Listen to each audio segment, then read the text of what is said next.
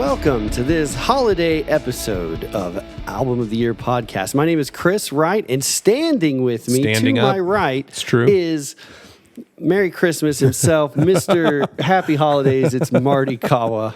That's right, Mr. Melikaliki Kawa. Mr. Starbucks. I don't know. Mr. Starbucks, red and green, coffee cup, all of that, man. Mr. Starbucks? As the big controversy over conservatives were boycotting Starbucks because their holidays, cups were only red and not red and green. That is bizarre. They are red and green this year. That is ridiculous. So bizarre. It's incredibly bizarre. When I hear stories like that, I just think America must be perfect. I mean, if that's what we have to get mad about. If that's what we're mad about.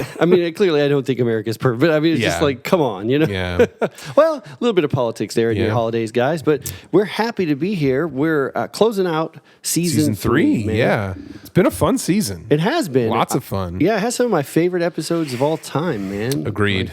Did you think the Ramones one was great, right? That was really great. I hope you guys really enjoyed that. Yeah. Good chance to talk about the Ramones. And absolutely. I hope it turns you guys on to checking out their catalog. Yeah, yeah. So what are we going to do today, Marty? Well, what do we have over here, Kris? It looks like a box to me, and considering it is technically the holiday season, well, I don't know if it's technically the holiday season, but it will be the holiday season. We're entering the holiday season, right? Yes. So what do we got over here, Marty? Well, we have the third in a series of mystery boxes. That's right. Yeah. And in some ways, it may be the first of the mystery boxes. Could be. Because who knows? This was one that we bought back, or I bought back at Piranha Records. So remember the first time we did this, we had 2 boxes. This was the second box. Right. So it's really been patiently waiting for most of the year here for us to open. It has. That's crazy. Yeah. Chris kind of stockpiled those mystery boxes. And they were so paying cheap. off. I know. They were cheap. Why so not? it was like, let's just do it. At worst case scenario, we just get a bunch of 45s. Yeah. What the heck, Yeah. In the best case scenario, maybe we could get some content out of it. Yeah. So just always looking for an angle, man. That's how it's a good angle. People love these episodes. Yeah, we got a lot of good feedback. I've heard a lot of feedback positive on the mystery box episodes. Oh, so, yeah? That's great, man. Yeah, I do still think at some point we ought to take this thing to Twitch or something. I think it would be a good way to do it. But, I agree. I don't want you guys to think suddenly this is going to turn into like an unboxing channel or something like that. Like that's not our vibe. But last time we did it as like the birthday celebration of the podcast, the anniversary. Yeah, that's right. And this time, celebrating the holidays. That's right. A little early here because this is like 3 days before Thanksgiving. But we're going to take a little break after this. Season 3 ends with this episode, and then we'll meet you guys back in January for the start of Season 4. We've already got some cool stuff planned for Season 4. We got the first episode all kind of plotted out, and we're getting ready for it. And we're going to do some cool stuff over the holidays. But it's just tricky with this thing because it does take a lot of time to record and edit and everything. Yeah. So the holidays are not really conducive to trying to keep a podcast afloat. Exactly. So we hope you guys will have a happy holidays yourselves. Yeah. And part of the joy of this is, hey, we're going to open up some 45s one more time and see what we got and talk about them. And we have no idea what's in this box. We don't. And this one, the Antones one was... Yeah, it's weird. A little shaky. This whole thing grew out of the Antone. Like I got one from Antone's, and it was amazing. There was like Blondie in there. It was great.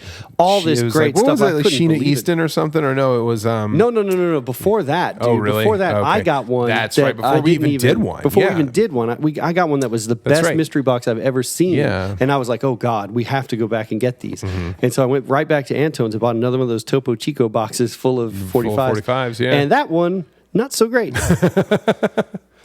Really bad country ballads. Yeah, just a bunch of country ballads for the most part. But I still think that episode ended up great because we mixed it with some stuff from the original box that we never looked at and some different stuff. So agreed. It ended up being kind of quite a lot of fun in the end. But we're hoping that the history does not repeat itself. Yeah, we're hoping we strike gold here, as they say. I think we got a better chance because it's going to be a little closer to probably the material we got in the first one because the first one came from the same stash. Came from the Piranha stash. So this will hopefully be a bounty of goodness instead of a lump of coal, so to speak. Yeah. Or maybe a bounty of badness. These are always fun when it's not always great stuff. Exactly, yeah.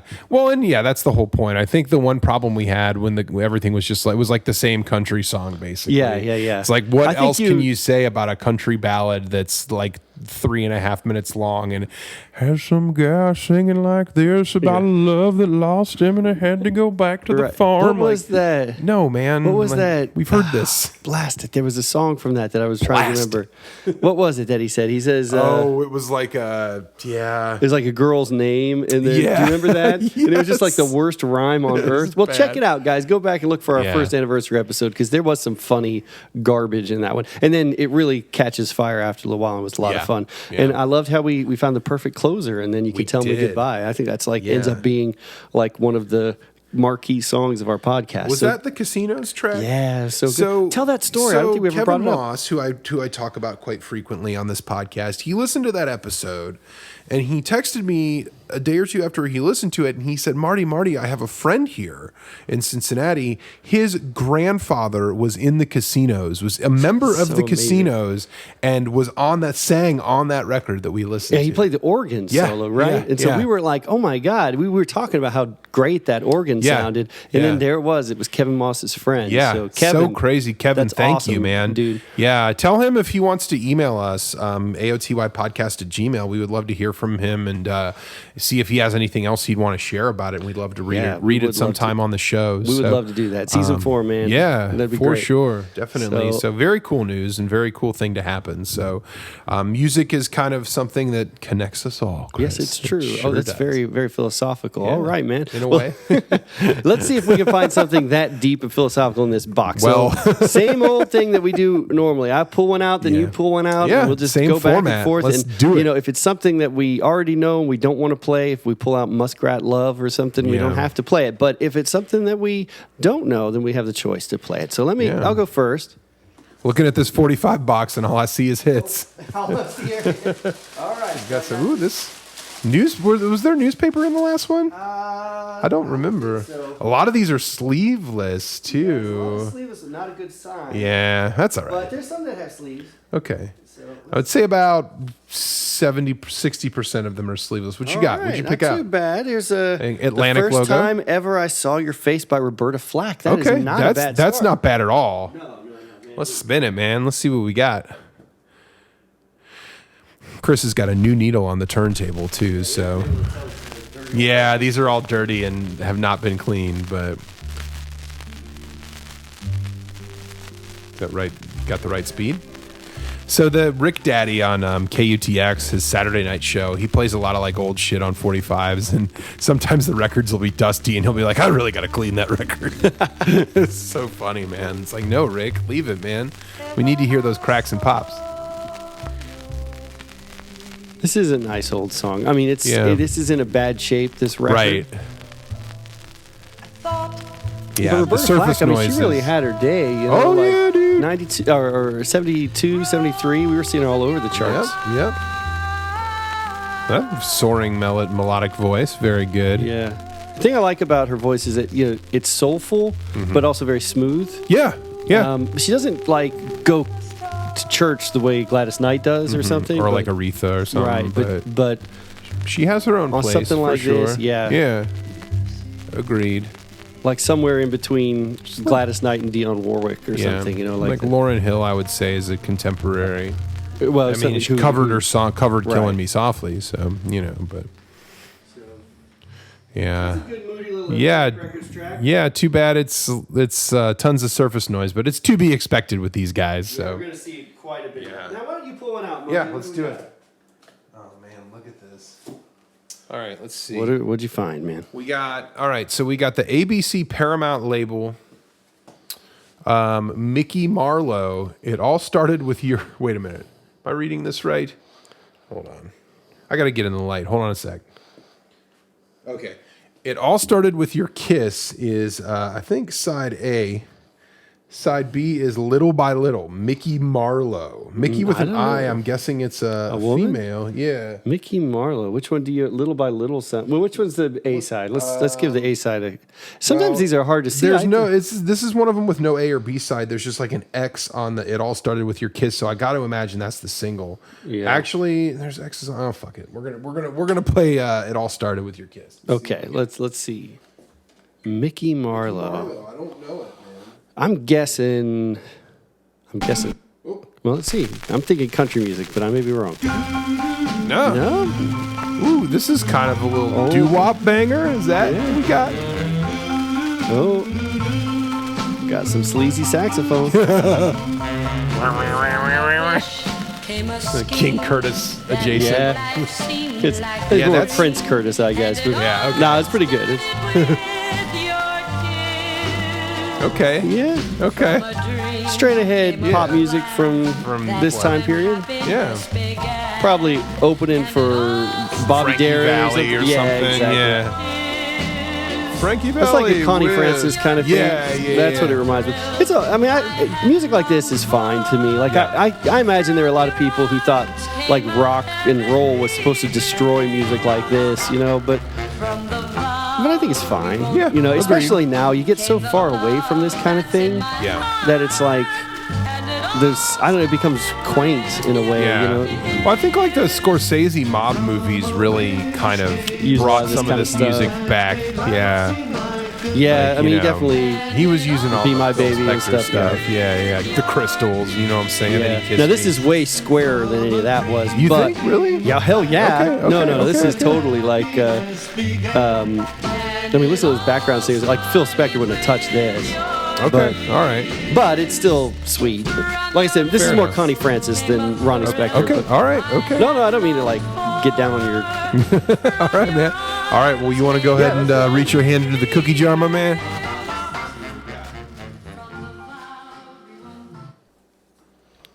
Oh. This is an artist we haven't had to confront yet. I'm kind of surprised. Oh, yeah, me too. Barbara Streisand. Babs. Oh, Babs. The main event / fight. What the heck is it's like that? her disco rave up period. Did she It have is an one of those? instrumental version. I'm sure she did. What? Yeah. The main event? Oh, from the motion picture soundtrack. The main event. Oh, clearly. So, I don't know. Is this like her answer to Olivia Newton-John or something? No, this is like her answer to Rocky. Oh, to like Eye of the Tiger. Yeah, this is Barbara Streisand's boxing movie. What the fuck? It's like a country song? And there's like fucking horns on it too? What in the shit is this? Oh, this is 33 RPM? That's not Barbara Streisand singing. I'm not joking. The label says Barbara Streisand. No. So what the devil is this? Can you imagine some Barbara Streisand fan down in Florida? Oh is my like, God. Oh man, I gotta get the new Babs Like single. at the fucking record convention or some shit, sees this in a pile of 45s and is like, I've never seen this one. Maybe she comes on the second verse or something, lights it up. Yeah, what is it like? What? Why is that? This is just confusing. It's very confusing. Like it's playing at 33 1/3, even though it's a little 7-inch, and if that's Barbara Streisand, whoa, she really did a number on her voice in the 70s. Yeah. Let's see. What in the fuck? Okay, so it's like 2 songs on the side. It's supposed to be like an EP. Maybe. Yeah, that's her right there. I mean, that's a woman. It's a woman. It doesn't really sound like Barbara Streisand, though. I'm not smoking crack, am I? That says Barbara Streisand. It does. On the label. I just saw it, and it was like maybe it's like the main event soundtrack, like sampler or something. Do you think that's? But then, that's it? wouldn't it say that? It says something to that effect. You know, yeah, that almost sounds like Linda Ronstadt or something, don't you think? It's close. Yeah, it's a little readier than Linda. Yeah. But it's that kind of stuff. Read the label. Read what's on there. See what it says. Maybe there's some kind of explanation here on the Columbia Records label. So it's Columbia, and it says the main event, Barbara Streisand, short version, P. Jabara, B. Roberts, P. Jabara, from the Columbia LP, the original motion picture soundtrack, the main event. Who knows, man? Maybe they just put the wrong label gotta on the imagine blasted that's thing. mislabeled. Yeah, that's kind of funny. Let me see the B-side right quick. Let me check this out. So And the B-side's an instrumental version. the Do you main want event fight instrumental. Hey, Yeah, throw you're it on right. there. Maybe if let's check there's it out. someone singing on it, then we'll know that. For sure. The case will be cracked. I mean, we're devoting a lot of time to this Barbara Streisand record, but yeah, we probably shouldn't give that much of a shit about this, but we do for some. That is not, instrumental. This is a mislabeled record. Completely mislabeled record, and it doesn't even look like it's been mislabeled. I mean, it doesn't look like it's been pasted on there by some joker or something.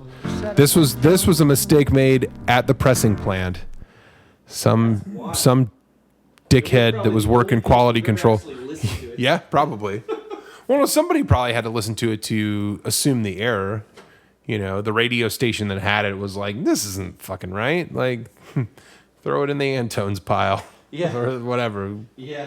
Probably before either of those two spots, man. But it's very strange. I want to hang on to that. Hang on to it. It's probably worth like $1,000. Yeah, it's probably find out it's like the God Save the Queen 45 or some shit. Exactly. All right, man. All right, my turn. There we go. Yeah, you find something, man. Find something interesting for us here. Maybe pull from that pile. Yeah. Let's see what we got in the sleeves. All right, Atlantic. Oh, I got 2 by accident. That's okay. Just grab whatever's most interesting. So we got Keep Love Burning by Tin Angel. Tin Angel. Yeah, wow. And then A and B side both. So it's our good old friend, the DJ record. Yeah. Music and lyrics by Korean Afro. Korean Afro? I think that's right. Hold on. Well, we gotta spin this. And see yeah. There's something called Korean Afro. We need to know what that is. Yeah, that's. Oh my god. Ooh. I know the song Kinky Afro, but it can't. It can't be that. It can't be that. I guess it could be that. Oh my god. Yeah, it sounds like a Korean Afro to me. Sounds like fucking this Foreigner or something. Yeah, like, seriously, Jukebox Hero, man. Yeah. Right. Yeah, I mean, there was a time period where rock just sounded like, and that's what I say. Like when I was a kid, I thought I hated rock music because it was all like this. Like this is the shit that was on the radio. Right. Yeah. Oh, now we're at. Oh, is this? We're still on 33.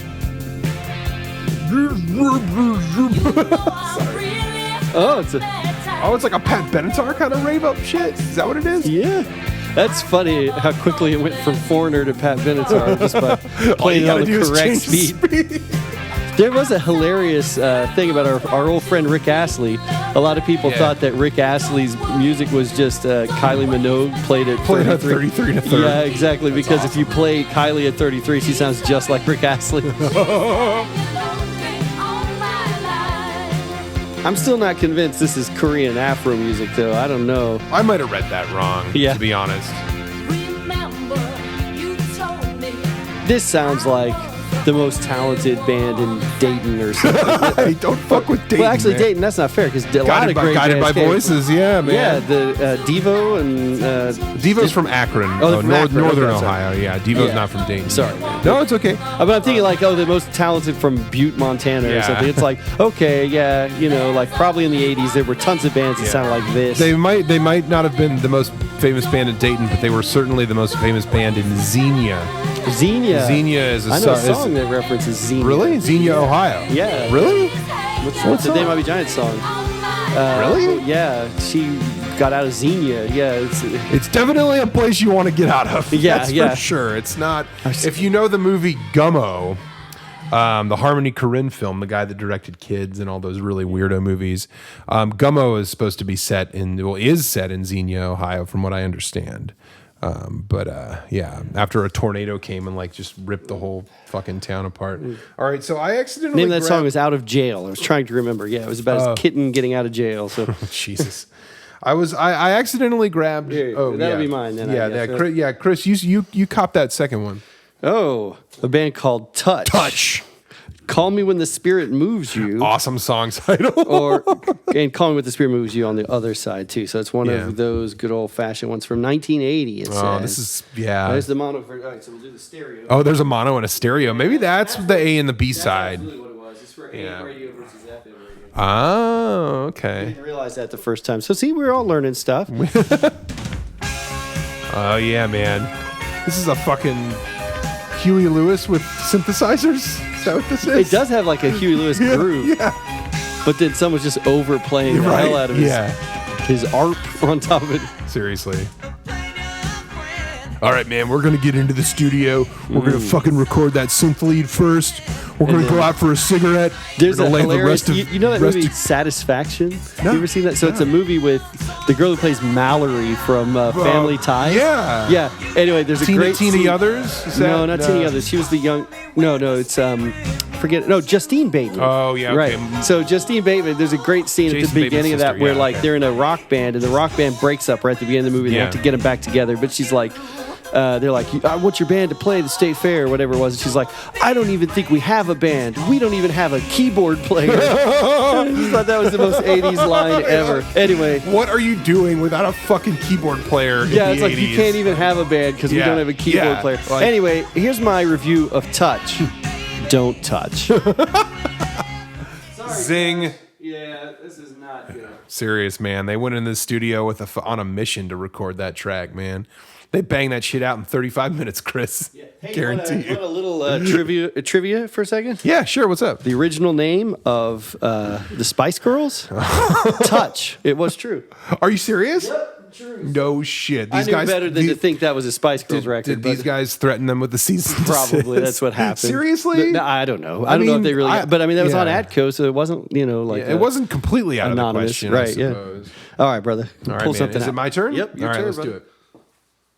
RCA. Okay. Oh, this Elvis or something? No, definitely not Elvis. This is going to be Changes of Love by Earl Thomas Conley. That sounds extremely country. So B-side, Too Many Times, Earl Thomas Conley and Anita Pointer. Well, let's get Anita in here. Yeah, let's get the duet. I agree. Yeah, we got to do that.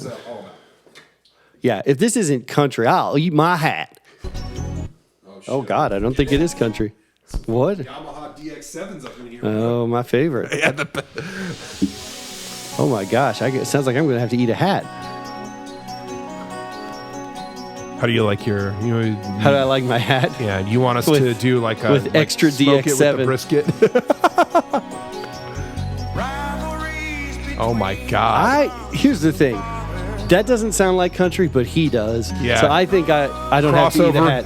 It's crossover country. It definitely is. Yeah. And I bring up this like I wonder what the studio vibe was like, and I love thinking about like the people that were involved in making some of this music from these 45 boxes, like. They were in the studio, man, like, just came in from a smoke, like, man, we just laid down the fucking DX7 tracks, sounds fire. Like, they obviously didn't say that, because it was, that was not 1984 or whatever. It sounded cool. Yeah. I don't know what they would have said.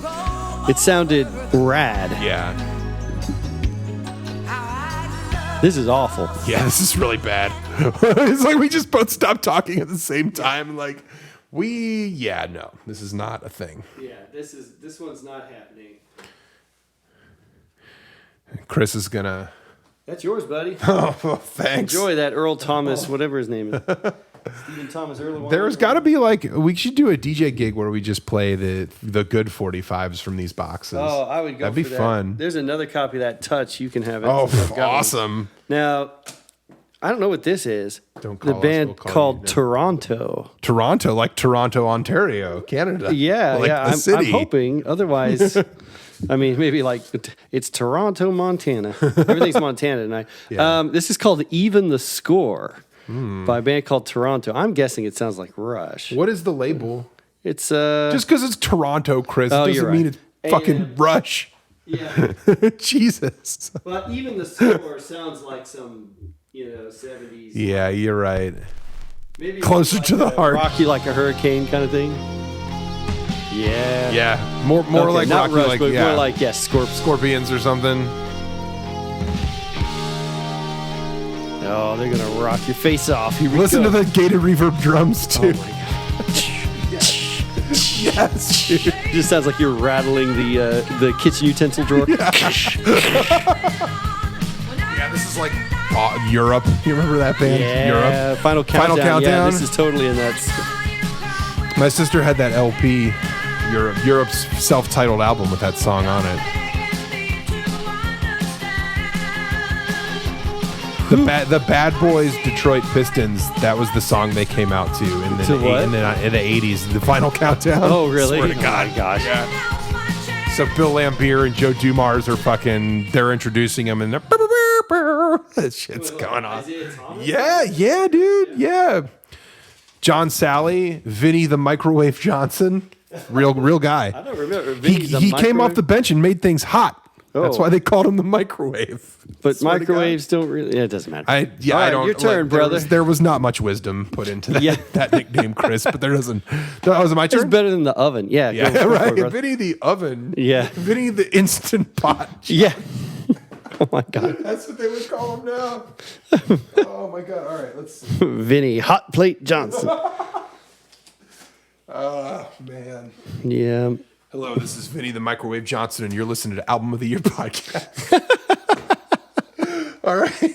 It's the MCA Rainbow label. I love this label. It's so beautiful. It's cool looking, yeah. Oh shit, Chris. Did we get just struck the mother load here, buddy. Yeah, you gonna tell us what it is? Ray Stevens. Oh, Lord. The Ballad of the Blue Cyclone and Vacation Bible School. You know either of these songs? I don't know either of those songs. We're going to start off with the Ballad of the Blue Cyclone and see where that takes us. Okay, all right. Into hell, I'm pretty sure. And then we'll go to Vacation Bible School and come back, I guess. The Ballad of the Blue Cyclone. I don't know it. Man, I was all excited, and then it's like Ray Stevens. I'm guessing he's going to tell a story of like an Evil Knievel type guy. Oh my God, I'm so glad I got this. This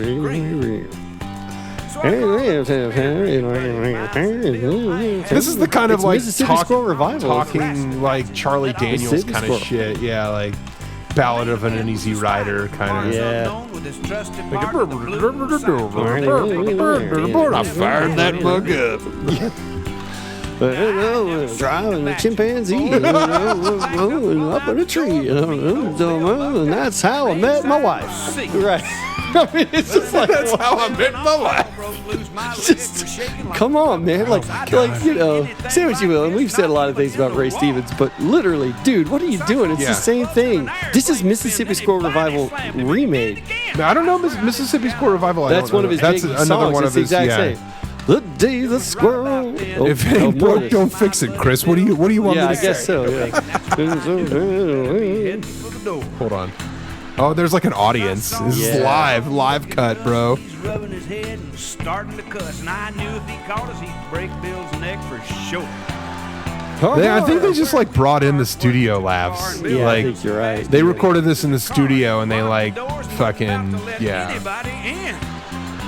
Well, they did that with a lot of his stuff. Like, Hey, punk, you forgot your chair, and by the look in his eyes, I knew that this was the end. I think it's about wrestling. Okay, that's enough. Okay, all right. Turn this.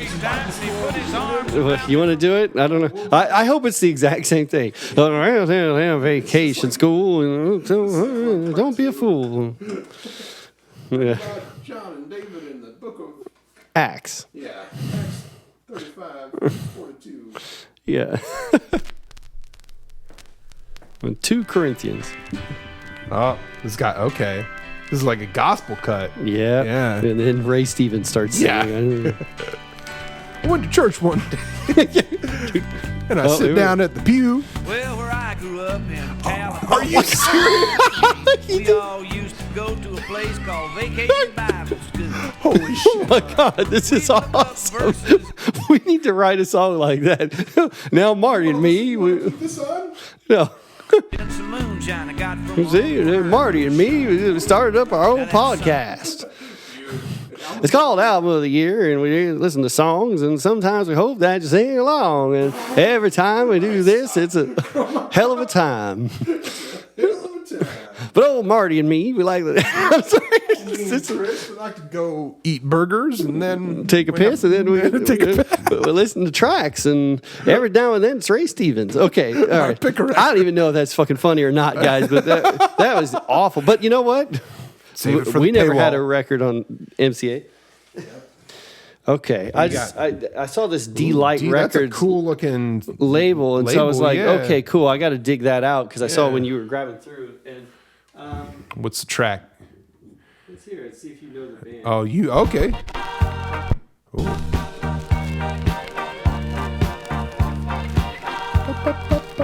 This was a big hit, I think. Is it like Hall & Oates? It kind of sounds like that, right? It's Cool in the Gang. Oh, shit, okay. Joanna? Nice. I don't know the track, but it sounds cool. All right. You don't recognize that? Yeah. I've never heard the song, no.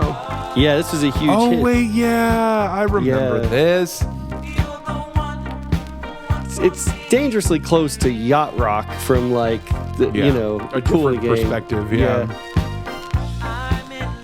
I mean, this is not something I'd be rocking out all the time, but it's all right. This was so I talked about 92.5 The Fox on the Ramones episode, and there was the soft rock station was called Warm 98. I love warm music. Yeah, Warm 98. No, Warm 98 would have been playing that song like every hour on the hour back in 1991. Back when I heard, not maybe around the jelly pudding time, so who knows? Yeah, I would say Warm 98, like 50% of their. I looked at, actually saw their demographics. 50% were girls named Joanna. Who would have thought? Very big, yeah. All right, come on. All right, man. All right, cool. It wasn't exactly a celebration. It's your turn, bro. All right, man. Let's do it. Got some stacks over there, bro. All right, we're doing another sleeve. Yeah, that might be the way to go. A&M Records.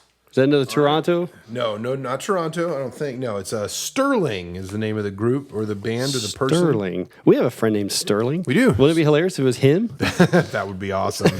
He's like a geologist. Yeah, he's a really interesting dude. He's a really interesting dude. Anyway. So if this is just like someone giving a lecture on like igneous rocks or something, then we know it's our friend Sterling. When volcanic magma hardens. Yeah.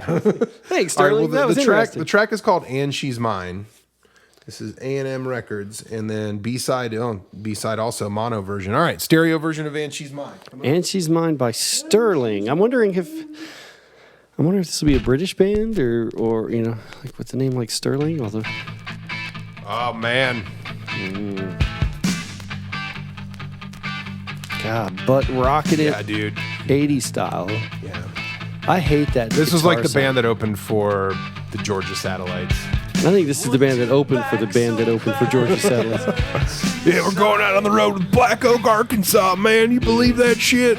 Sorry. I brought both of those bands up in similar jokes, so I'm going to apologize for that right now, but I hate this guitar sound. Yeah. This is probably my least favorite. Because I think it probably sounded incredibly tough in the 80s. Of course it did. But it doesn't. It just sounds so puny by modern standards. And all these songs were just all about like, I'm going to go get the girl. And she's going to be mine. Like, she's not fucking serious. Oh, dive bomb. Yeah. Chris's two daughters are upstairs asleep. Yeah. Dropping all these F-bombs down here. Yeah, it's okay. Evie's going to come downstairs tomorrow at breakfast and be like, like two problems. So like she's gonna know the F word and she's gonna have her Sterling. No, she's gonna be like, "Hey, I got a new song." Yeah. Well, I was sleeping upstairs in the bed last night, and all of a sudden I woke up to a fright. Well, Marty was saying the F bomb over and over. And then Daddy pulled out a new 45, and it was by Richard Marx. And whoa. Oh my gosh, Richard Marx, Endless Summer Nights. Oh, put that shit on right now. I hate Richard. I mean, I do too, but I kind of have an ironic appreciation for him. Yeah. Hold on to the night. You know that song? Children of the Night, which is like the worst song about runaways ever. Yeah. It's exactly what I thought it would sound like. When people, they brought gated reverb back and everyone's like, oh, gated reverb. Yeah. It's like, this is what I think of when I think of like that gated reverb. Fucking really sterile horns. Yeah, it's just like the most awful, I remember sterile, gutless music ever. Like this, that horn sound is the musical equivalent to Franzia boxed wine. Yeah, it is. Like, it really yes. is. Like, it really is. You hear the white Zinfandel in your ears, Chris. Absolutely. I remember my parents having boxes of that stuff. Dude, that my mom drank the shit out of it. Yeah. Yeah, dude, I remember hearing this song on the radio. Now, play a little bit more. Hold on. I'm putting you through this, Chris. I want to get to that chorus. You got to get to that classic Richard Marx chorus. Yes, I actually do. Because I actually, ironically, this is I could like master pancake this shit, man. Yeah? Yeah, we should have like a this is kind of like, that's what we're doing here, basically. Oh, yeah? Kind of, in a way. Here All right, comes. well. You ready? Yeah, not really. All right. I remember how you love me. Okay. I mean, a lot of thought goes into these. I mean, it's basically Bob Dylan was writing his songs, Chris. I mean, come on. You know. Yeah, no, Bob Dylan never had the glorious mullet that Richard Marx had. Buddy, guess what?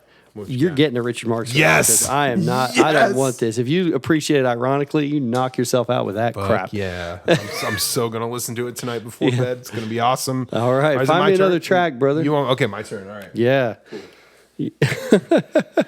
You are going to listen to that? Just put yourself to sleep listening to that? Throw that on my DJ set, man. Yeah? Yeah, don't you want people to come to your show? Exactly, yeah, dude.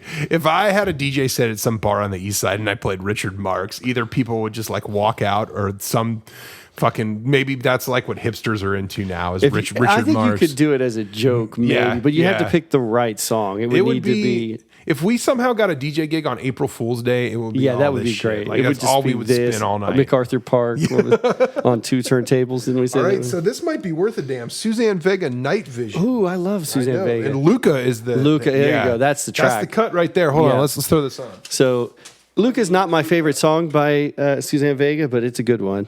And it was the song that I first heard. And Upstairs from you. I think in some ways Suzanne Vega's been like... forgotten a little bit, and she was really good, because as much as people talk about REM and stuff like bringing alternative to the mainstream and stuff, and you can't really call this alternative necessarily, but like her and Tracy Chapman were bringing like much more, I don't know, thoughtful folky music to mainstream radio. My name is Luca. I live on the 7th floor. Second floor. Yeah, got to get that floor right. Yeah, it's this is an okay song. It's a pretty sterile performance or recording of it, which is kind of a shame. But and that's kind of how production. This is kind of the problem. Then. Yeah, exactly. Like I think that Edie may Brickell be part of the. Edie Brickell is exactly what I was thinking of. Just don't ask me what it was. But it's crazy. Ask me what it was.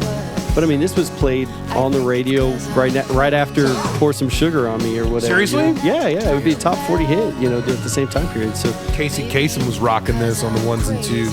Yeah, he was.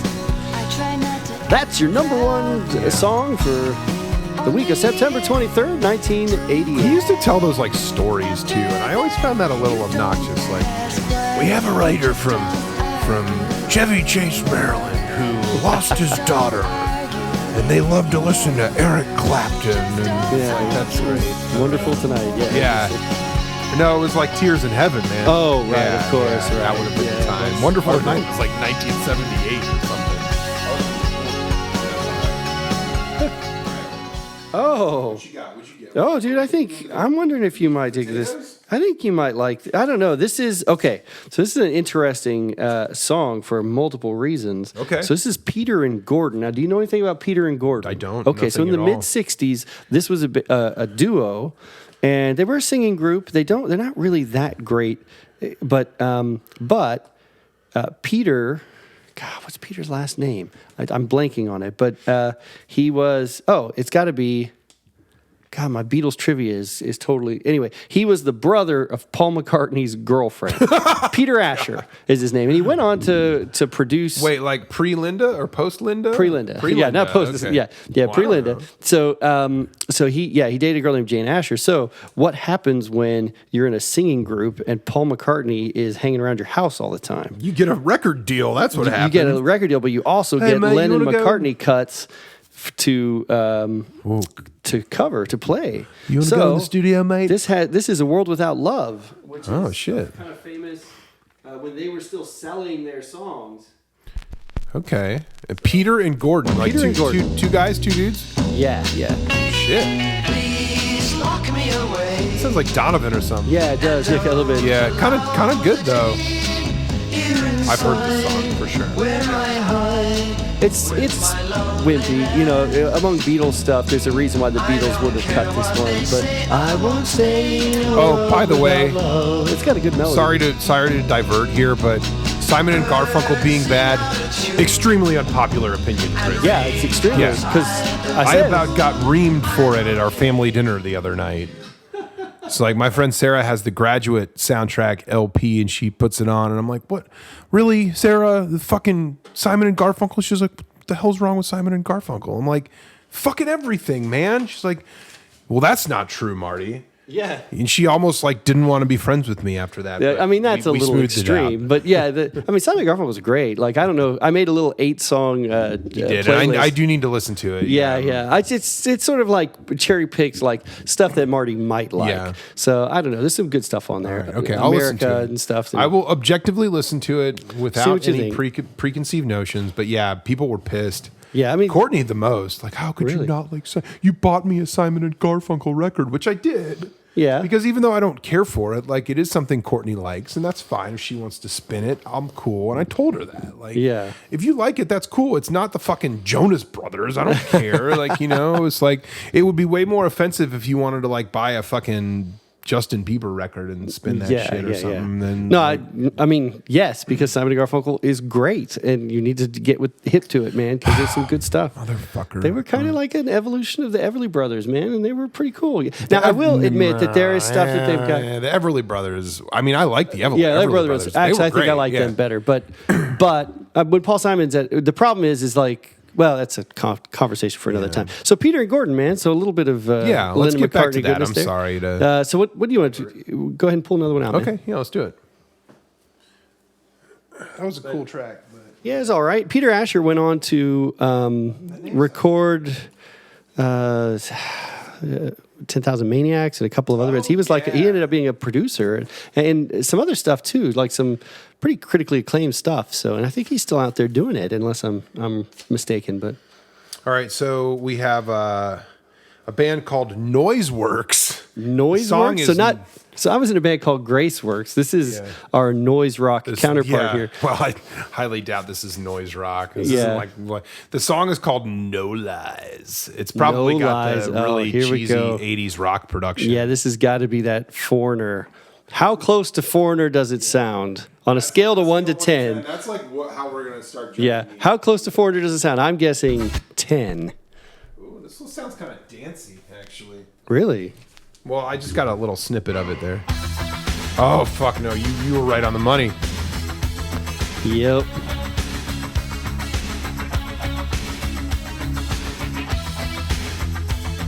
This sounds like a montage song from like an 80s sports movie. Yeah. It's like Major League, like fucking Willie Mays Hayes at the bat in spring training. Like, Noiseworks. Seriously. Don't steal home without it. American Express.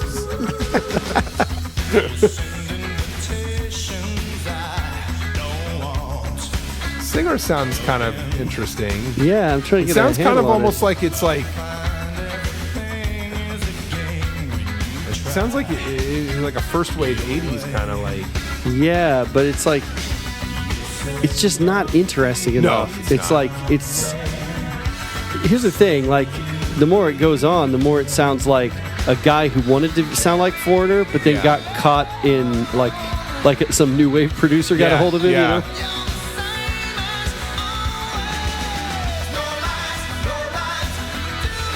You know? No lies, no lies. This song probably played at the end credits of like Revenge of the Nerds. Yeah, it really does sound like this would play like it's the third song in the credits on The Lost Boys or something. Actually, I think that had a pretty cool soundtrack. So I don't know. It did.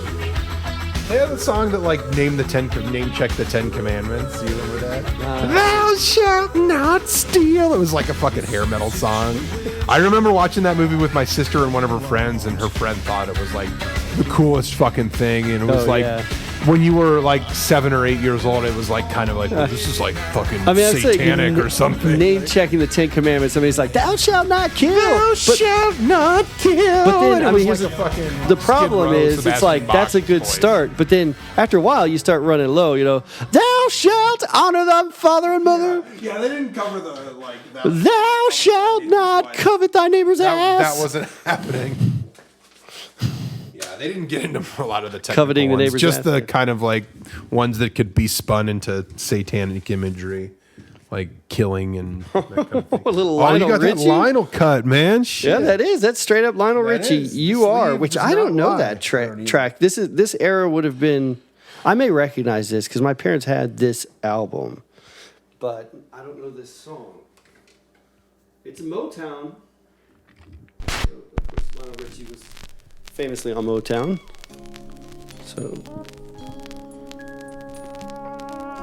what you telling me? It's a Lionel Richie ballad?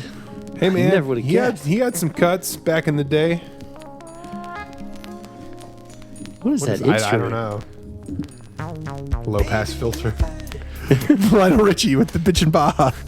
Okay, I would pay money to see that. That's what the bitch and Bajas were missing. By the way, this is like the 6th episode in a row we've mentioned the bitch and Bajas. So last night, me and 2 of my friends, Shannon and Jeremy, we went to. So Sarah, who I brought up earlier, actually, she bartends at the Crown and Anchor, which we've been to together. She's bartending there now, and we went there to hang out with her while she was working her shift because the Packers game was on. She's a big Packers fan, whatever. So on the way home, Jeremy and Shannon took me home, and they put on KVRX, which is the UT radio station. Yeah. And this, like, whoever was DJing on KVRX was playing this track that was literally just like ambient noise. Right. It was literally just this thing going, like it just sounded like there was something wrong with the radio, like the signal. Right.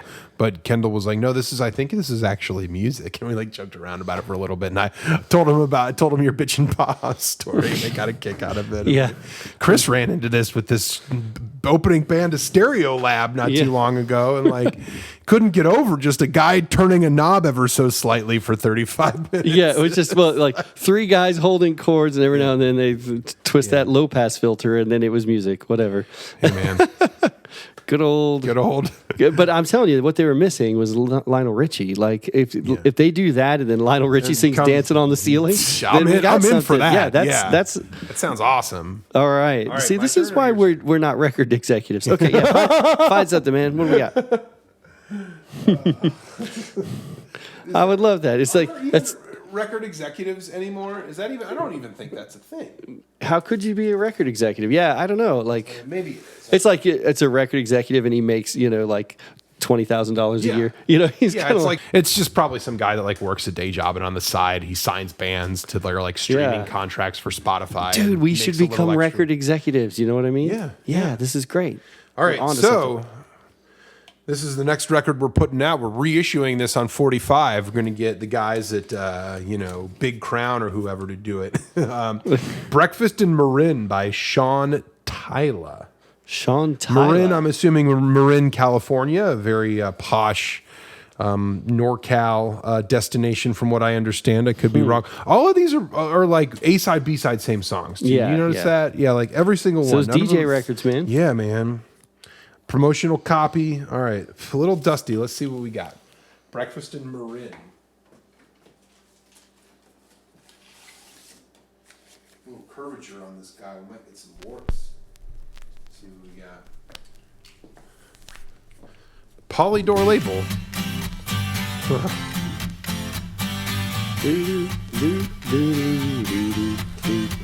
3 tracks of acoustic guitar. Yeah, it is. It straight up is. Extreme. What is with this guy's voice, or is it just a warp in the record? No, I think that's his voice, bro.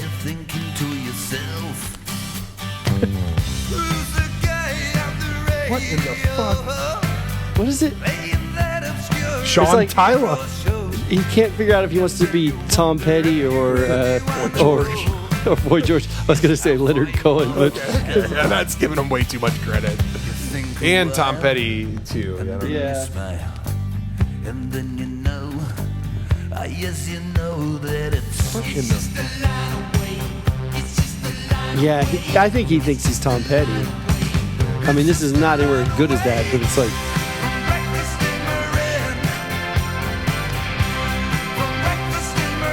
Ooh, how do you write such a serious song about breakfast and Marin? Like, we were eating Denver omelets and biscuits, mixed green.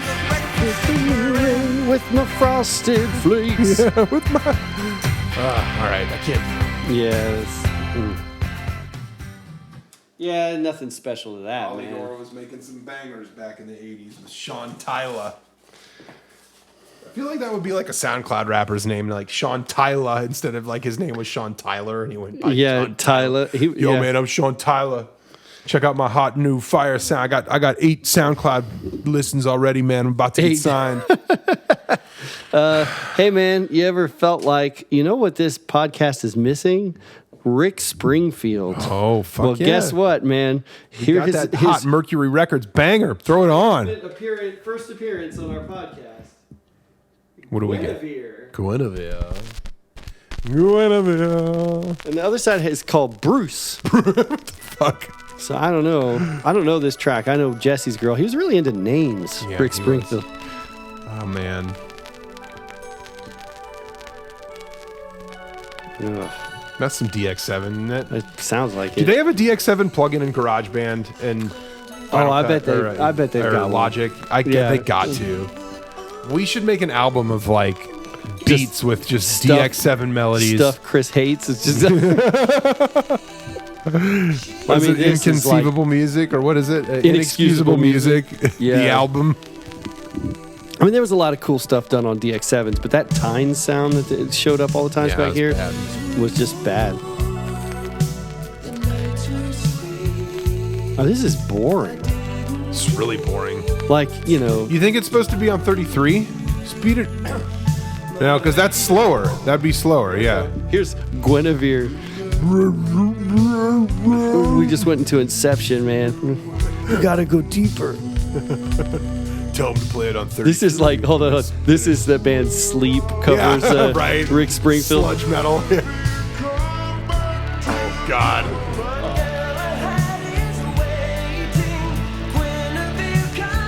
Yeah, this is weak. It's still pretty weak sauce, man. What are you thinking, Rick? Yeah. Come on, Rick man. Springfield kind of sucks, but Jesse's Girl's an okay song. yeah. But I gotta say, like, every Did he have a time I song? hear My Jesse- best friend's girl. Is that him? No, too? that's the Cars. Yeah. Oh, yeah, okay. That's a good song. Yeah, but because the Cars are good. Jesse's Girl, it always sounds to me like the best a guy could do, and it's not that great. You know Yeah, what I mean? yeah. I do like that song, but as almost like a guilty pleasure type song. Mm-hmm. yeah. But nothing else I've ever heard by him was worth a damn. So it's weird, you know, because he was a big deal. And what's weird about this too is it's, well, I don't know. I don't know if this was a re-release, but it came out in '78 and then again in '84. What? Yeah, so who knows, man? Damn. You keeping that Guinevere on ice, man. Yeah. I don't know. The It's world wasn't ready for it It's been yet. 6 years. I think it's time for Guinevere. Yeah. Let's open up the vaults, guys. Yeah. Open the vaults and release Guinevere onto the Guinevere world. on 45. Give it to all the radio stations on the eastern seaboard. Yeah. Then We're going to make it happen. It's Make it down to Texas. a big hit in 35 Toledo right years. now. Okay. They're bumping that shit up in Toledo, man. Yeah, I'm telling you. Getting all the way over to Cuyahoga Falls, and fucking that's the other side of northern Ohio. Actually, it's Yeah. like Toledo is one side, and the other side is like Cleveland, basically. Yeah. and like Sandusky, Ashtabula. Those are all the like Sandusky's where Cedar Point is, big amusement park. But all right, my turn. Yeah, go for it, man. More useless Ohio knowledge. Yeah. I mean, if you listen to our podcast, you know more about Ohio than most people do. Yeah. All right. What is this? Chicago. Oh, more Chicago. of Peter We Cetera. can last forever. Do you know this one? I don't know that. No. It's one of those I don't know by the title, but once we put the needle down, I'll probably know it.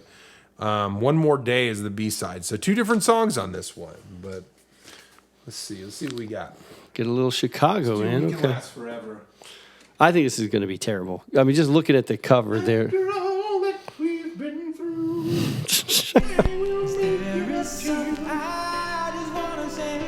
Sounds exactly like I thought it would. Oh yeah. Yeah, I remember I know this this song. Yeah. Don't ask me why, 'cause I don't even know. I just can't imagine being excited to hear something that sounds like this on the radio. Like, People were. they loved it. Yeah, people were excited. I mean, if people were excited to hear My Humps, Yeah, people were it's excited to hear Chicago. It sounds like the Goonies should be like, you know, riding their bikes along the fucking trail or something. Ooh, that's terrible. Seriously, man. I saw like a commercial once. It was a commercial for a live Chicago album. And it was literally like America's greatest band, Chicago. And I was like, that's a tall freaking, takes some chutzpah to say that. Right. America's greatest band is Chicago? It's not Boston. Oh my God. What did Evie say about Boston the other day? She said something just out of the blue, and it was like, I don't remember what it was. It was like, oh, I'm going to play you something. And she was like, is it Boston? And I was like, what?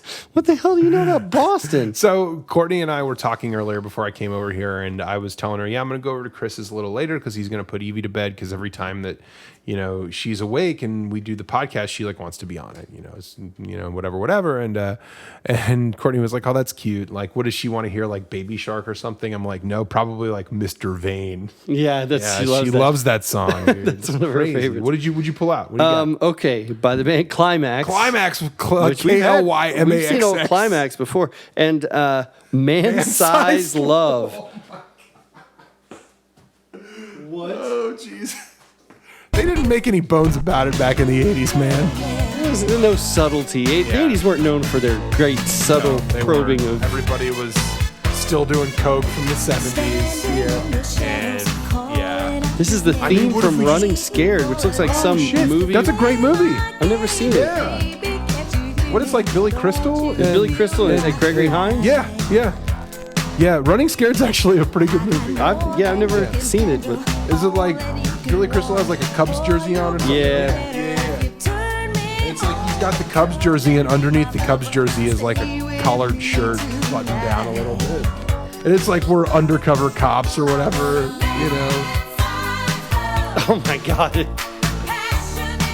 Got the rolled up jeans This and is the like Adidas. someone saying to these guys, yeah, Climax, I got to tell you, this is the Let's Hear It for the Boy of 1986. Yeah. You know, you guys... Shit's gonna zoom to the top of the charts before you could even say the first X in Climax.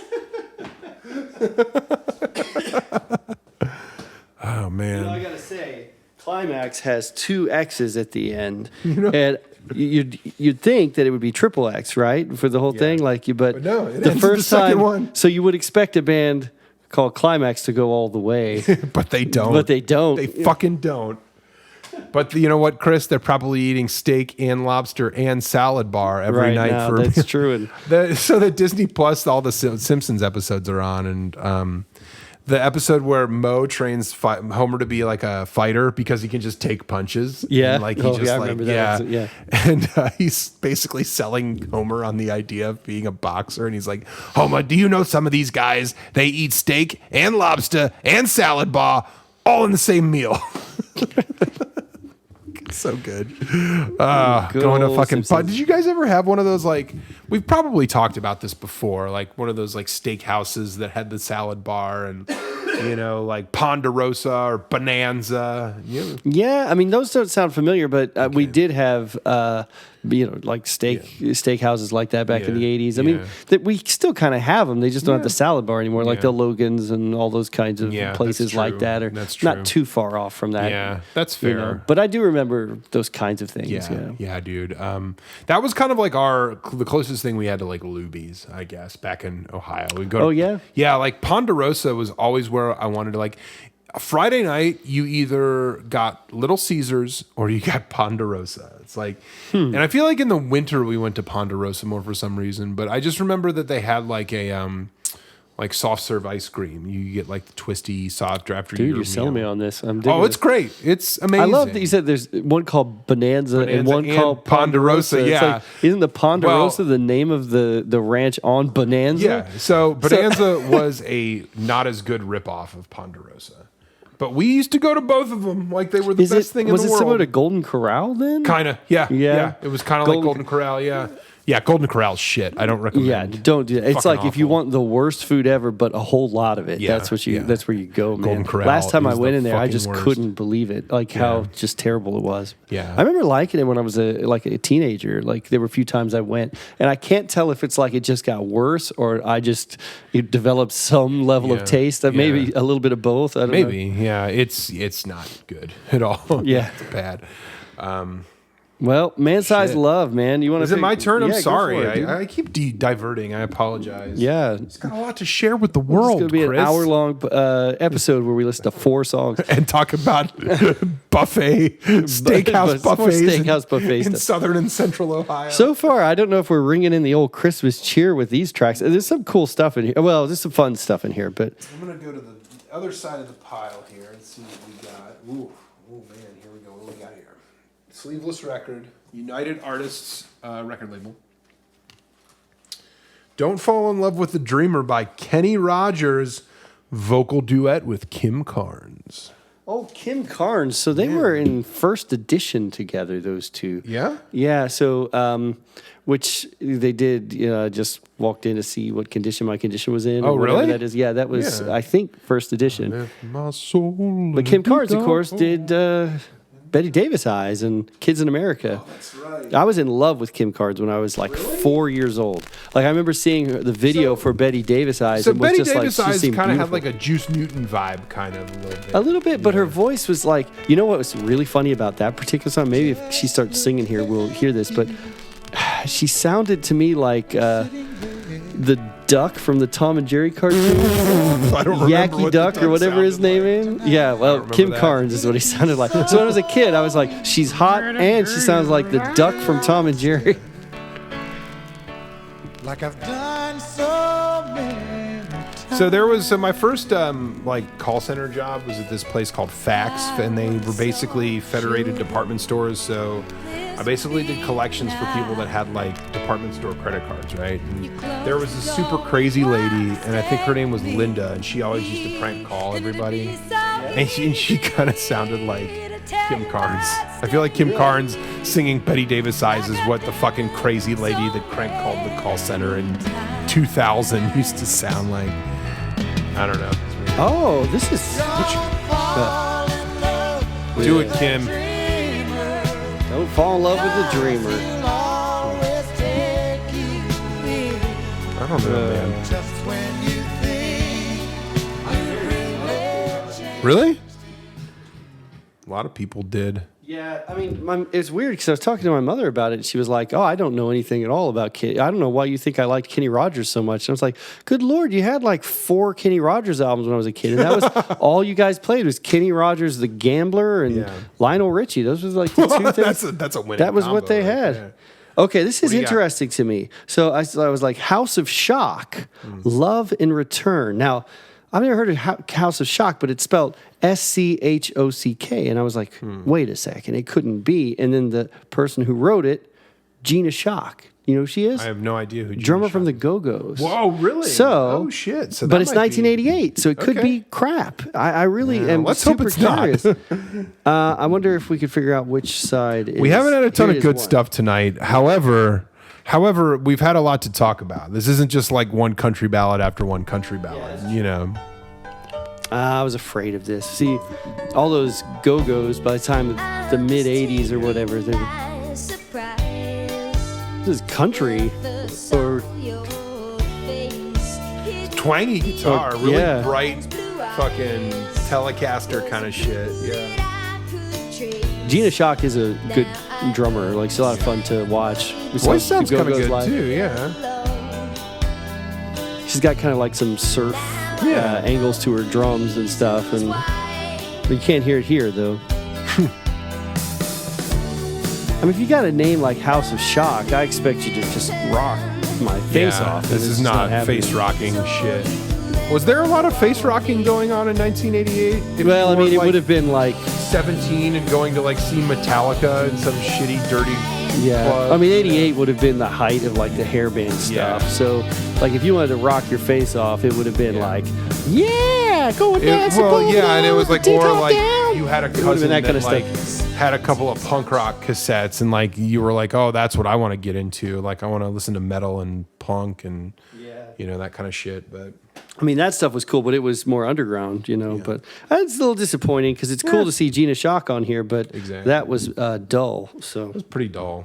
I got to be honest. Her voice sounded kind of cool, kind of interesting, but the production of the track was weak and soft. Yeah, I hate to hear it, but check out Gina's work at the Go-Go's because that stuff is great. Yeah, totally.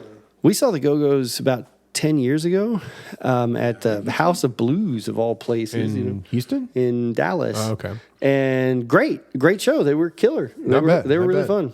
Girl Nicoma opened for them. I love them. Nice. So. All right, so what do we got here? The Nylons. Another Night Like This and Wildfire. Another Night Like This, or Wildfire is the single. So we're going to listen to that. I'm familiar with this band name, but I don't know if it's just one of those things that I've seen it a lot.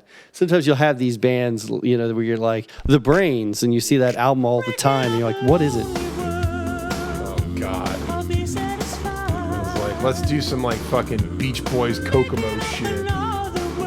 Yeah, this is like, no, you know what it is? It's like someone said, hey, let's do Haircut 100, but sing it like you're in the Tokens. What haircut? What's that? What's Haircut 100? Haircut 100, the Love Plus One. Oh. Yeah. I kind of like it. It's stupid. It's really stupid. This is so terrible. This is really terrible, but in a way that I like. Yeah.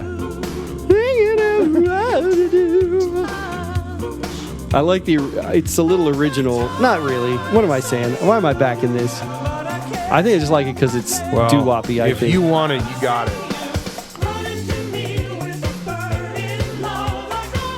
Yeah, it's not really that exciting. Wildfire! Yeah, I'll take it. I'll take it off your hands. Yeah, I can't really be getting behind that. It's not that good. You're going to get that tattooed on your chest. Yeah, I got to say, yeah. It's so fucking abstract, man. All right, your turn. All right, I'm going to go on this side. Oh, Lord. What do we got? Oh, that God. was not good reaction, Chris. All right. I'm going to just let you hear it. Okay. This is another one of those. I actually do have some stories for this one. Okay. Interested to hear those. Here we go. Get some saxophones out. Some more Franzia boxed wine. Yeah. Break out the white Zin, because this is You Belong to the City by Glenn Frey. Oh, shit. Glenn Frey of the Eagles, right? Yeah. Yeah. This seems a little more sedate than I remember it being. Yeah. You Belong to, like, P. Diddy sampled this, didn't he? Did he? That one, You Belong to the City. Yeah, that's the song. Oh, no, it's Jay-Z Blueprint, or In My Lifetime Volume 1. It was on He had a Blueprint 1? track, that was You Belong. There we go. This is what I remember. So this song, my buddy had this when I was a kid, like third grade probably. Yeah. He had, I think it was on the Miami Vice soundtrack. But I remember us listening to this and just being like, this is, I don't know, like this is like cool people music or whatever. Not quite city music, because I think it's a little bit, I don't know, a little more easy listening or whatever. Yeah. But I remember there's a line like, you belong to the city, concrete under your feet. But I thought he said palm trees under your feet. It doesn't make any sense. Palm trees under your feet, but that's what you get. Could be something that's like oddly poetic. Yeah, but no, concrete under your feet. It's kind of funny, like, I feel like Jay-Z repurposing You Belong to the City made it better than fucking Glenn Frey ever could have. Yeah, well, I'm sure, yeah. And I know that Evidence, he's a DJ, he has a story about how, like, he made this beat for Jay-Z, and he sampled this Barbara Streisand song where she was saying, we're the new Rockefellers. And they, like, changed a couple of notes here and there to make sure. It was for Kanye, I think. And he didn't use it, but they brought, like, an orchestra in to, like change a few notes here and there so they could have full control of the sample. Oh, really? So they didn't have to pay the royalties on it. Yeah.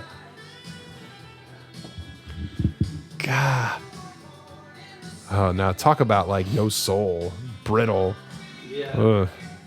There's that concrete under your feet. Yeah. And you know, when you said that the Cars really like break through, Yeah. you can tell when you're listening to the Cars that they're breaking through in a way that song doesn't. Yeah, no, I would 100% agree. Glenn with Frey just stops it just right before the wall, and the Cars just keep Right. going.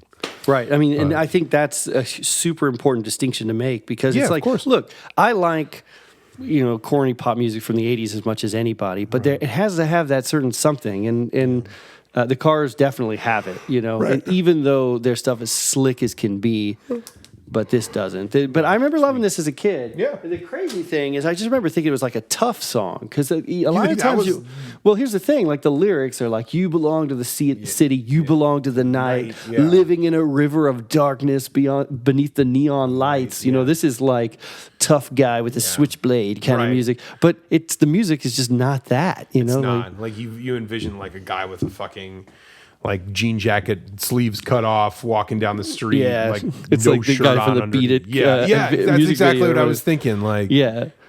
he's gonna like break out a switchblade, and then we're gonna do choreographed dance moves. Yeah, exactly. Like that's what's about to happen. And all to the, underneath the watchful eye of Glenn Frey. Yep. Rest in peace, Glenn, though. All right, cool. You go ahead and grab one, Marty. All right, so I got one here. Ooh, so I got a banger. Things are starting to turn around here, Chris. What do I'm we just got? gonna throw it on and play it. I'm not even gonna tell you what it is. Okay. Oh, my God. Oh, fuck yeah, There it is, man. All right. This is- So here's the thing: is this song? Are there clues in this song that tell you that it is explicitly about baseball? yeah. Okay, Baseball shit. player, All right. yeah. I was talking to somebody who said, "Well, I don't know. There's not really anything that explicitly states that he's singing about baseball. He's just singing about athletes that are well past their glory days." I'm like, I don't know, Flat man. out says at the beginning. Yeah, He's a big baseball player. This is Glory Days by Bruce Bruce Springsteen, Springsteen, yeah, guys. if you don't If know, it. There are a lot of people who don't really like this song. I love it. I love it too. Great. Yeah, unapologetically and not ironically either. Yeah, me too. So the keyboard riff on this song, that kind of like, I don't even know how you explain it, like stadium kind of. Yeah. Like this song employed that, as well as the Walk of Life, Dire Straits. Have we ever talked about that? We've talked about we that talked song about it, I before. think, briefly. Yeah. Yeah. I like that, but it does I love remind it me too. of that. Like Yeah. you and I are both on the same page about that. Yeah, for sure. Oh yeah, I love it. I do think songs like this are the reason why a lot of people our age don't really know or like Springsteen, though, because I think it's corny in a way that Yeah. sounds very baby boomery, I guess. Yeah, it does. And, And he was reaching a zenith of his career where he's not making like Darkness on the Edge of Town or fucking Born to Run, like Which, I mean- which is fine, right. You can't like, you can't like make Asbury like, whatever, like Yeah, you can't make those over and over. Nebraska over and over again. Right. Yeah, exactly. Yeah. And I mean, I love, this is off of Born in the USA, which is a great album, but it does have that kind of very much Bruce Springsteen takes over the world kind of sound. Yeah, and it does. I love Springsteen, but I don't think that's his best mode. And No. unfortunately, I think he kind of paid for it because most Gen Xers and stuff that I know aren't super into Springsteen. Agreed. Well, I will say that some people like the punk rock message board I was on, or the Vinyl Collective, that message board. There were a lot of punk rock people on that message board, and a lot of them loved Springsteen, like loved him. I mean, that's good to hear. I think, you got to say about Springsteen is he fits a lot of, I mean, you don't want to sound like one of those guys like, if you think about it, Bruce Springsteen was the original punk. But, he does have that kind of like, throw himself into it, kind of. You can tell he's doing what he wants to do. Exactly. And I think that's always going to be respected. Even if it is that song that we just heard, even if it was Glory Days, like no fucking record label executive told him, "Hey, Bruce, why don't you do a song about old baseball players that are past their prime?" Like, no, dude. He was probably met with opposition when he pitched that song idea. Okay, I just pulled out what I think What is you one got? of the greatest pop songs of all time. Oh, shit. Literally one of the greatest recordings of popular music. Whoa. And he almost got broken. Complete disrespect. All right. All right, what do we get? This song, I would say, and I'm not the first to say this, but this song is a classic by like the fourth note. And I want to see if you agree with me. It's a total classic by the fourth note. By the fourth note, huh?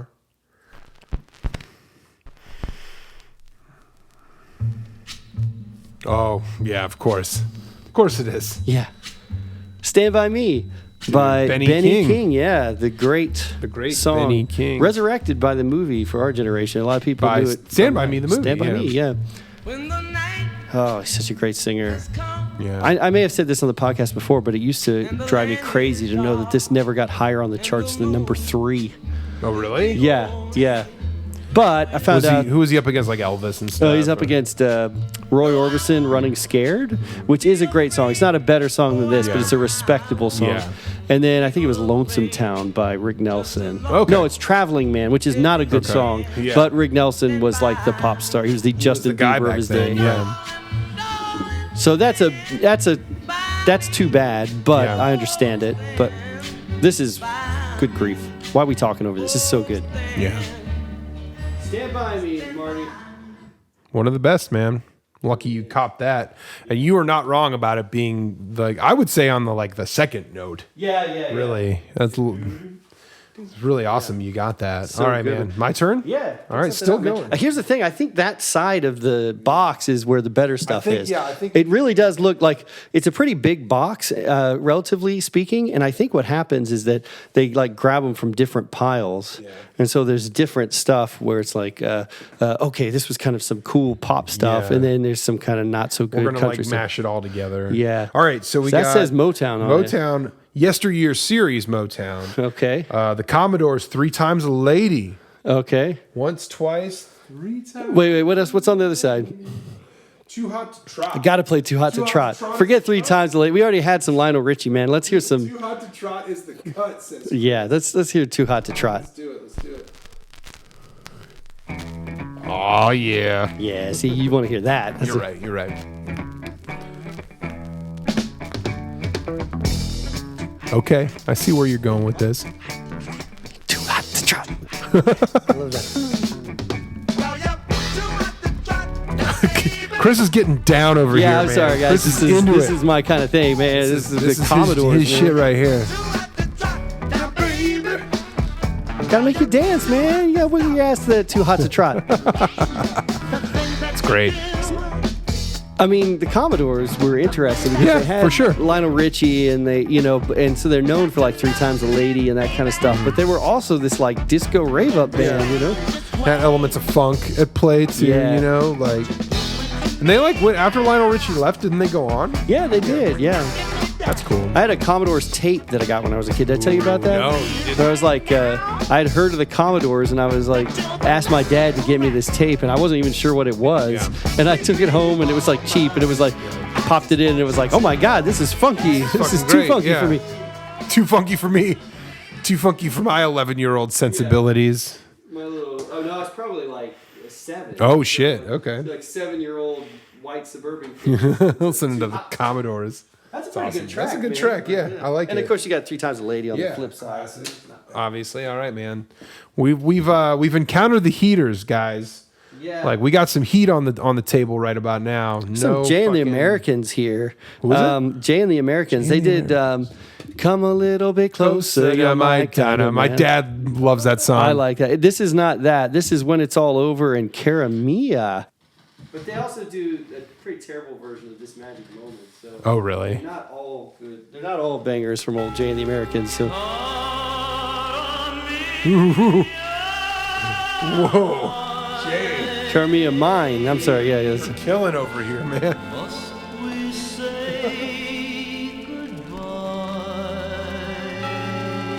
Cara Mia, mine. This was a song that like I think Elvis has a version of it or something. So, yeah, I can see that.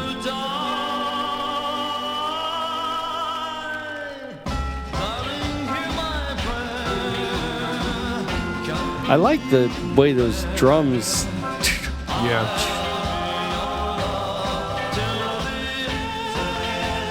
Off the Jay's- dilge.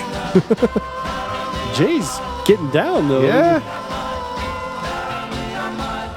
I'm a sucker for this like corny kind of stuff. You know what I mean? Like, so this is fine for me. I mean, it's too much. That operatic thing is too much. Like he's not Roy Orbison. He can hit the notes, but he doesn't have that character in his This voice. era was full of a lot of singers that just really tried to sing for the rooftops, I feel right. like, you know?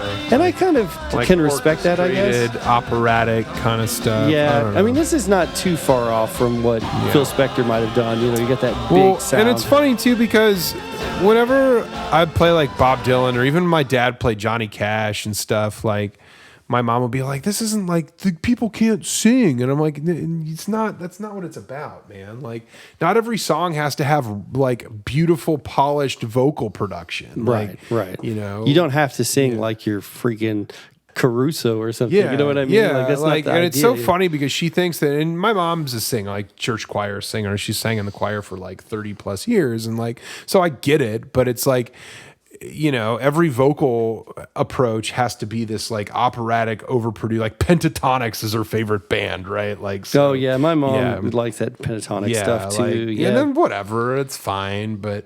You know, it's like, you know, punk rock is not something she understands at all. Like, why would you want loud guitars and screamed vocals? Like, that just doesn't make sense at all. No, you know? no.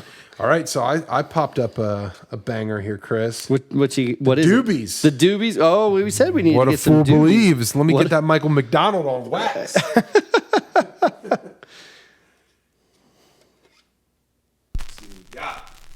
Sorry. This is kind of some almost yacht rock adjacent. Yeah, kind of definitely. shit. Yeah. Isn't Kenny Loggins on one of these tracks or something? Probably. People used to say I looked like Kenny Loggins. That was really disappointing. Well, who said that? Some enemy of mine. Mortal enemy, I'm assuming. Yeah, I think it was my sister. Katie? Yeah. Why do you have to have that fucking bullshit Kenny Loggins Yeah, vibes, come on, Chris? man. I don't think you look anything like Kenny Loggins. No, not really anymore. I think when my hair was long and I Yeah. had the beard, you could kind of see it, but I think it was a stretch. Didn't also somebody tell you looked like the fucking guy from Nickelback, too? Yeah, when I had, that was awful. I didn't really look like him either, but it was just no one had like the way my hair was. He was the other guy with like a medium-sized shoulder-length hair at the time. So. Yeah, I've seen pictures. Yeah, I went and cut it like 2 days later or something. Nope. Not what I'm going for. Now, here's a guy who can hit those big notes. Yeah, and it's not and as it doesn't operatic sound as that last cheesy, thing. But yeah. he's got that kind of... I think it's because he's got a special vibe to his voice. Michael McDonald's good, dude. Yeah. Man, Warren G gave him a second life whenever he sampled that cut. Yeah. For Regulate. What was that? I keep forgetting that I'm in love with you. That was the Michael McDonald song. Yeah.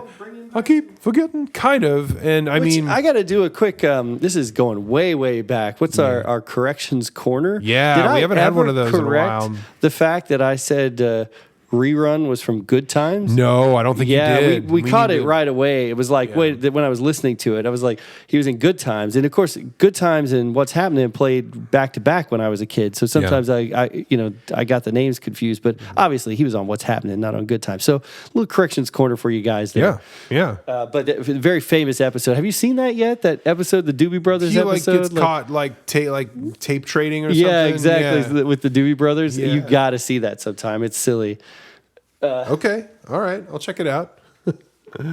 What is it like? He dubs a tape from a record or something, and then bootlegs a bunch of cassettes or some shit. No, he shows up and tapes their live performance at their school or something. And then gets in Jimmy trouble. Brothers are just playing it. Yeah, there's reruns junior high. Yeah, I know. I don't know what's going on there. We got the Doobie Brothers for you guys. What do you think? Like, no, You're not man. going to believe what we And the just Doobie found. Brothers are coming to the hood playing for rerun. I'm sorry, that might not have come out right. Maybe we'll cut that. That is ridiculous. That's exactly what happened. Yeah, like. right, you telling me the Commodores aren't coming to play for him, but the fucking Doobie Brothers That's are? why it's funny, because it's like what the heck are the Doobie Brothers doing? Like, they're not down with the street like that. You know they're what I'm not. saying? They're not exactly like. I mean, maybe once they did, once the Regulate cut, but still, that was just Michael McDonald, and that was a later, different song, and that was like 1994. So. Nah, it doesn't make sense. It's All right, what'd you got? What'd you put on, man? You gotta What's see on it. the platter? I'm not gonna believe it. Clear your mind.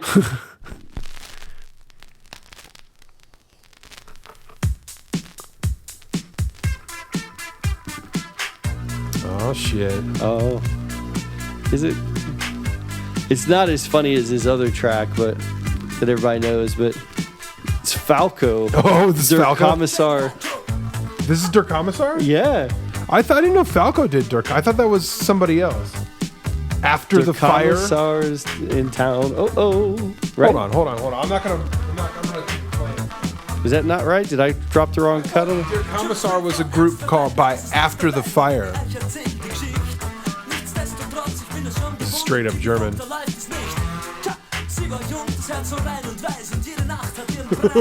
Maybe there's two Der Kommissars.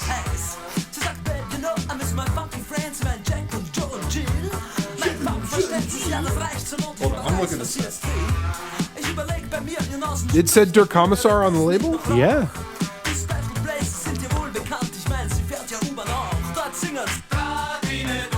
Yeah. Oh, maybe he did the original version. After the Fire, yeah. So the group that did the English version was called After the Fire. Falco might have been in that group. Yeah. Let's see, artists. Let's check it out. Go to the videotape here. Oh no, After the Fire were a British rock band.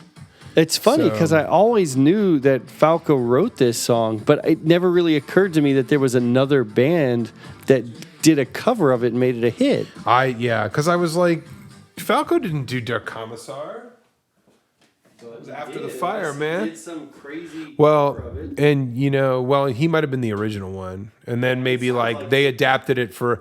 Have you seen the movie Atomic Blonde with Charlize Theron? I haven't seen that, although we want to check it out. Der Kommissar is featured prominently in that movie. It's a really weird movie. It's very cool looking, but it's like the plot is very, very strange. And it's all about like Berlin in the 80s and stuff, which is pretty cool, but it's just it's very strange. She's like a spy, and like it looks John really... Goodman's her boss and stuff. Goodman. But it's not really clear. Like she like starts dating this like other spy, and I think like one of them's a double agent, but you're not really sure who. I don't know, but it's still pretty good. It's still a pretty good movie. Soundtrack looked pretty cool. All right, Chris. So I found something. What do you got? Near and dear to both of our hearts.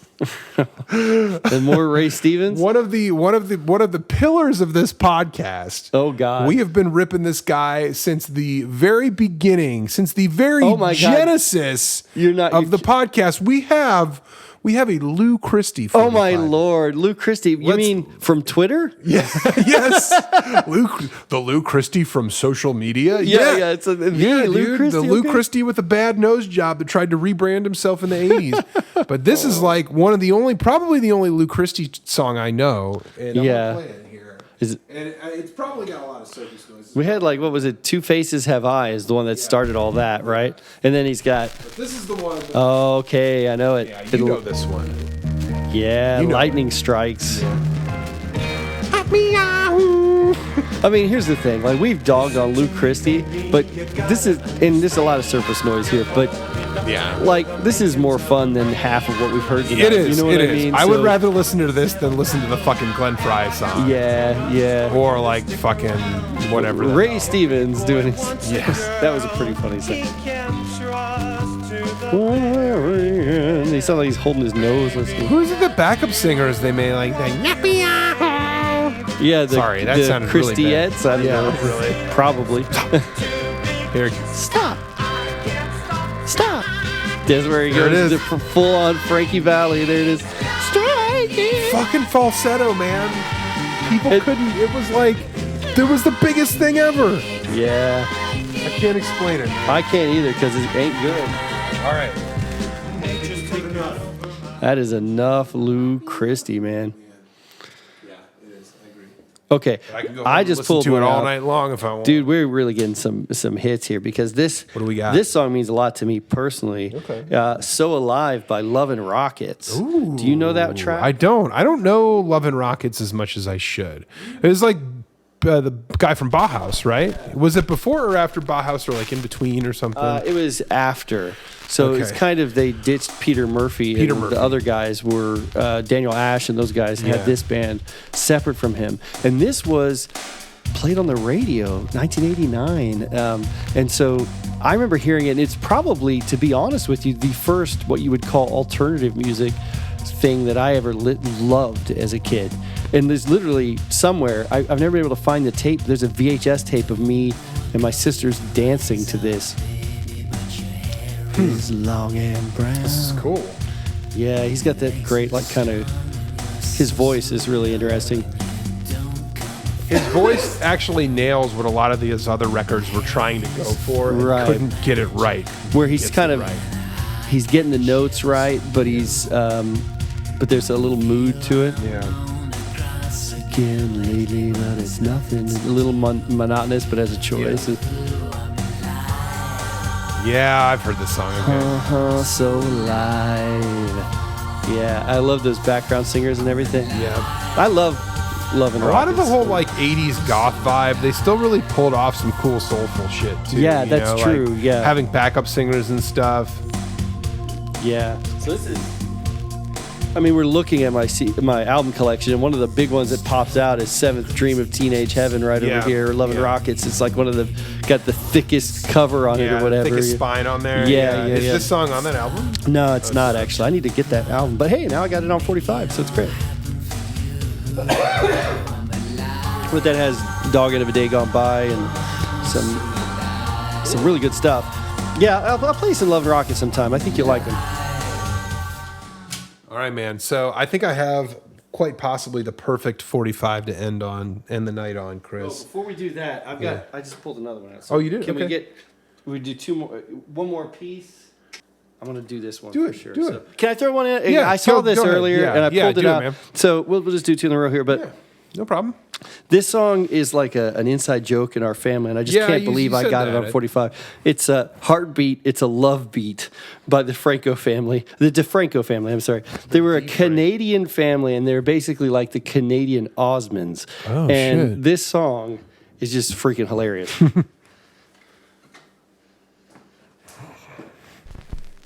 What is it? What's the name of the family? Heartbeat, It's a Love The Beat by DeFranco the family. DeFranco family.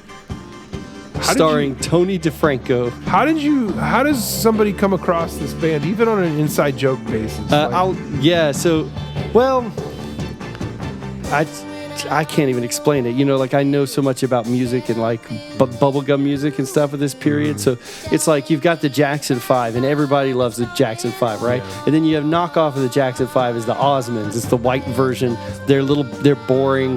They're not as good as the Jacksons, but everybody knows about them. Yeah. And then if you want to go farther, you end up with the DeFranco family. Now here's the thing. Check out this chorus. A heartbeat, it's a love beat, and a love beat is a good vibration. Holy Here's the shit, thing- Chris. Here's the thing that I love about this. Each time he explains it, it gets more vague. He's like, a heartbeat is a love beat, and Okay, a love beat is a good vibration. The hell are you talking about? I don't know. I kind of think the metaphor works You think it a little works? bit. Yeah. I think it's funny. I love Yeah. it. It's a good vibration. It's a good vibration. It's a Beach Boys song. Good vibration. Yeah, I mean, it's completely obvious they were using the reference "good vibration," so people Right. would like pick up on the Beach Boys, like, oh, Listen. good vibration, like Brian Wilson. There are some kind of cool drums here, but I don't know, man. This is kind of whack. I'm gonna be Yeah, honest it's- with you. well, I hate this. I mean, I hate this song. It's kind of a joke song, Well, it's like the 3 times over MacArthur Park. bastardized version of a family band. Yeah, essentially. exactly, So exactly. How? But it ended up being our going to the mall music. Like whenever Steph and I need to go to the mall and we're like picking songs out, Yeah. inevitably "Heartbeat is a Love Beat" will make it into the mix the going because to the it's mall just mix. like the perfect music if you're just going to stand around J.C. Penney's for 45 minutes. You know what I mean? That's fair.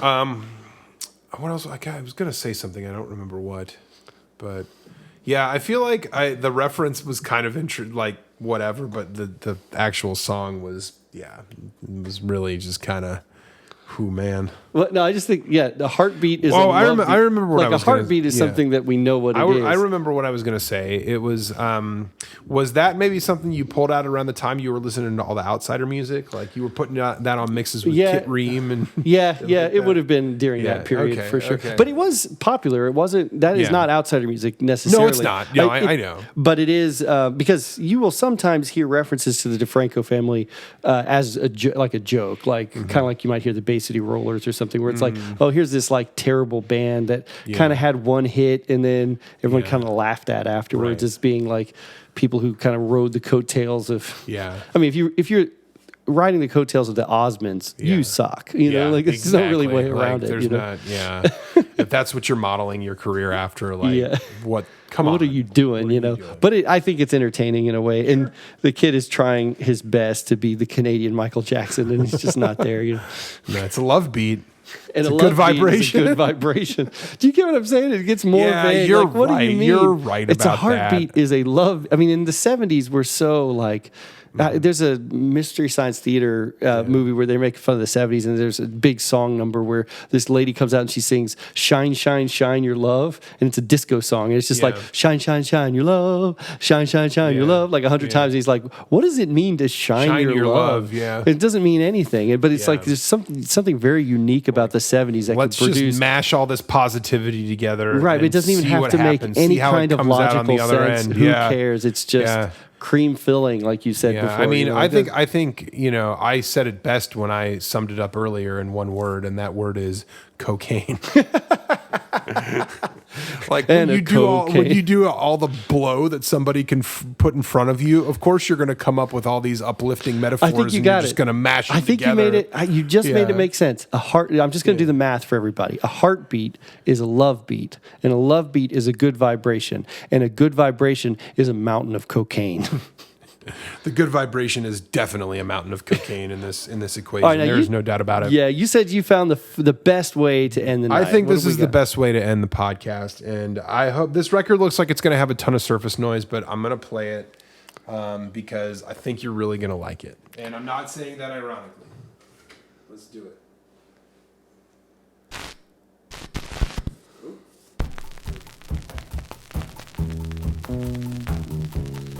Yeah, good old 50s bass. I know this song. Well, where can my baby be? I knew this version of it way before when Pearl Jam did their cover. I was just like, are you kidding me? Like I couldn't believe they did it, but this was played on oldies radio a bunch when I was absolutely a kid. It was, yeah. Do they when they're doing the list of like songs of people dying in high fidelity, do they mention this song? They don't. No. Yeah, they should. Yeah. They like Wreck of the Edmund Fitzgerald, Madness One Step Beyond, Leader of the Pack. Jan and Dean, Leader of the Pack, Dead Man's Courage. Yeah, that's right. Beefs it on his motorcycle. Yeah. I think that's it. I don't think they say Last Kiss. They should. Baby. I love that how people said baby back then. Baby. So I can see my baby when I leave this world. Yeah, there was like a weird sort of undercurrent of like very morose like songs. Yeah. Almost morbid songs. Yeah. It would be, maybe it's the 50s versions of a goth, somebody. Kinda, who's like, obsessed with death. But the What's version the of song that the country song that the guy has about, he like kills his girlfriend and like buries her in a cave or something. You ever heard that song? Delia's Dead or whatever? Something like that, yeah. That's a Johnny Cash song like that. Well, yeah, it wasn't, I don't know, but I think he references like someplace in Kentucky. Yeah. And it's like so fucking crazy. It's like, somebody will find my secret buried under there. Like it's, it's jarring as fuck. And it's like a Ricky Nelson song. It's in that style, is what I'm trying to say. It's like in a major key and shit. Like, it's weird. I do she's gone to heaven, so I gotta be good, so I can see my baby when I leave this world. Wow, that's so like sort of over the top, morose and sad, but then also like very sort of pure and innocent in a 50s way. It's a song about her death, but good grief. Driving around in cars and getting in car accidents before there were seatbelts. Yeah, exactly. That's probably happened a lot more than... Yeah, Ralph Nader killed the beefing it in your car song. Thank goodness. Exactly. It's always fun to do one of these, man. Like we heard some. Yeah. This was a kind of. So the first one, I think, I'm going to be honest with you. This, I think, was my favorite mystery box episode. Yeah. The other ones were great. Don't get me wrong, but this just seemed to flow. It was really effortless, I thought. Yeah. I loved it, man. I had a great time. I think it was great too, man. It's always fun to get together and listen to some 45s. Yeah. I think it'd be fun to do a DJ set. Maybe not from these tracks. Yeah. Maybe not rocking that heartbeat as a love beat. Right. But it would be fun to just, even if it was just something unofficial, because it's fun to just pull 45s out and listen to them.